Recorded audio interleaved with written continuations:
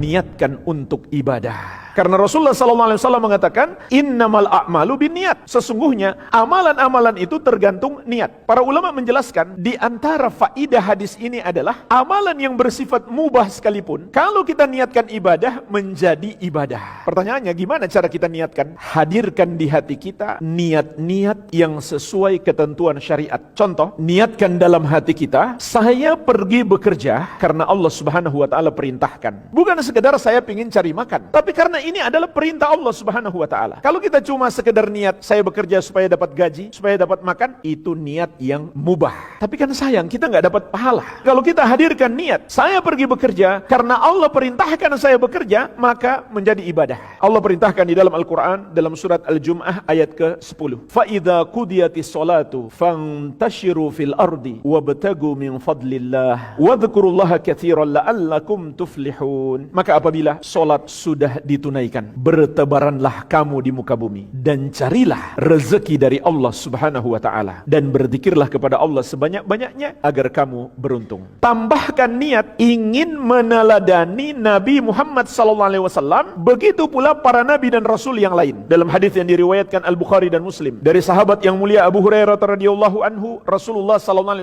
bersabda, la an yahtatiba ahadukum huzmatan ala dhahri khairun lahu min an yas'ala ahadan fayu'tiyahu aw yamna'ahu. Seorang dari kalian pergi bekerja mencari kayu bakar, lalu dia ikat kayu bakar itu, kemudian dia pikul di punggungnya, dengan itu dia bisa makan, lebih baik baginya daripada dia meminta-minta kepada manusia, mereka beri atau mereka tidak beri, sama saja. Maka dalam hadis yang mulia ini Rasulullah SAW menganjurkan kita untuk bekerja, bahkan beliau memotivasi kita untuk bekerja apa saja, yang penting kerja, meskipun hanya dengan memikul seikat kayu bakar, yang penting halal. Begitu pula dalam hadis yang diriwayatkan Al-Bukhari dari Abu Hurairah radhiyallahu anhu, Rasulullah SAW mengabarkan kepada kita, kana Dawud alaihi salam la ya'kul illa min amali yadihi. Nabi Daud alaihi salam tidaklah makan kecuali dengan hasil usahanya sendiri. Kalau kita niatkan saya bekerja demi mengikuti para nabi dan rasul, mencontoh para nabi dan rasul, maka pahala kita lebih besar lagi. Karena innamal a'malu binniyat, amalan itu tergantung niat. Begitu pula dalam riwayat Muslim dari sahabat yang mulia Abu Hurairah radhiyallahu anhu, Nabi SAW mengabarkan, kana Zakaria alaihi salam najjarah. Nabi Zakaria alaihi salam adalah seorang tukang kayu. Para nabi dan rasul bekerja apapun, meskipun orang menganggap itu mungkin pekerjaan yang biasa-biasa saja, bukan pekerjaan yang banyak hasilnya, tapi para nabi dan rasul tetap bekerja. Nabi kita, Nabi Muhammad SAW pernah menjadi pengembala kambing sebagai pekerja para peternak yang ada di Makkah. Beliau juga pernah menjadi pedagang. Al-Amwah menemani ibadahmu juga hijrahmu.